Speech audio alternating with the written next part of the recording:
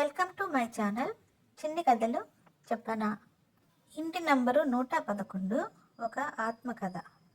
రవి రాణి college friends. ఒకరోజు కాలేజీలో స్నేహితులతో వాళ్ళిద్దరికి మధ్య వాగ్వివాదం జరిగింది. మీరిద్దరూ ఎంతో ధైర్యవంతులు అంటారు కదా, మీకు అంత ధైర్యం ఉంటే ఊరి చివర ఉన్న ఇంటి నెంబర్ 111లో ఒక రాత్రి ఉండి రావాలి. ఆ ఇంట్లో ఒక దెయ్యం తిరుగుతుందని చెప్తారు. మరి మీ ధైర్యానికి పరీక్ష ఇది, వెళ్ళగలరా అని స్నేహితులు పందెం కాశారు వాళ్ళతో. రవి రాణి అందుకు ఒప్పుకొని ఆ బంగ్లా దగ్గరికి వెళ్ళారు. అక్కడికి వెళ్ళగానే బంగ్లా తలుపులు వాటంతట అవే తెరుచుకున్నాయి. రాణికి కొంచెం భయం అయితే వేసింది, కానీ రవి మాత్రం ధైర్యంగా ముందుకు వెళ్ళాడు. వాళ్ళు అడుగేసిన ప్రతిసారి ఏదో ఒక వింత శబ్దం రాసాగింది. వాళ్ళ చెవి పక్క నుంచి చల్లని గాలి తాకి వెళ్ళింది. ఏవో గుసగుసలు వినిపించసాగాయి. వెళ్ళిపోండి, ఇక్కడి నుంచి వెళ్ళిపోండి అంటూ ఏవో శబ్దాలు, అరుపులు వినిపించాయి.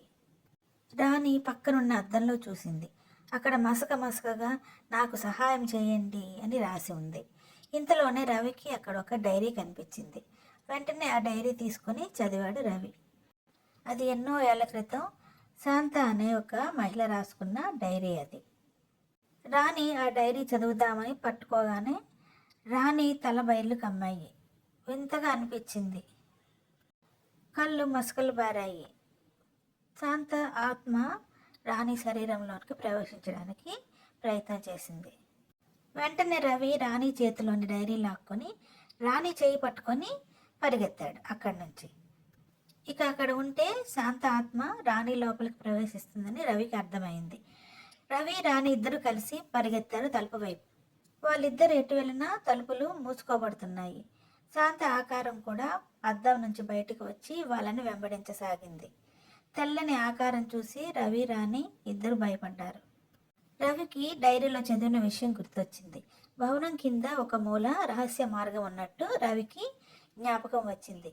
ఇద్దరు కలిసి కిందకి పరిగెత్తారు. వాళ్ళిద్దరూ మూల గదిలోకి చేరగానే అక్కడ ఒక శవపేటిక కనిపించింది. దాని మీద శాంత అని రాసి ఉంది. ఆ పక్కనే ఒక తెల్లని ఆకారము నిలబడి ఉంది. శాంత ఆత్మ అక్కడే నిలబడి ఏడుస్తూ ఉంది. పెద్ద అరుపులతో ఏడుస్తున్న శాంతని చూసి రవికి రాణికి భయం వేసింది. రవి వెంటనే తన చేతిలో ఉన్న డైరీని తీసి ఆ శవపేటిక మీద పెట్టాడు. వెంటనే శాంత ఆకారము మృదువుగా వాళ్ళని చూసి నవ్వింది. శాంత ఆకారం మెల్లమెల్లగా వెలుగులో కలిసిపోయింది. ఆ ఇంట్లో ఉన్న చీకటి తొలగిపోయింది. రవి రాణి గబగబా తలుపు దగ్గరకు వచ్చారు. తలుపులు తెరుచుకోబడ్డాయి. వాళ్ళిద్దరూ గబగబా బయటకు వచ్చి ఊపిరి పీల్చుకున్నారు.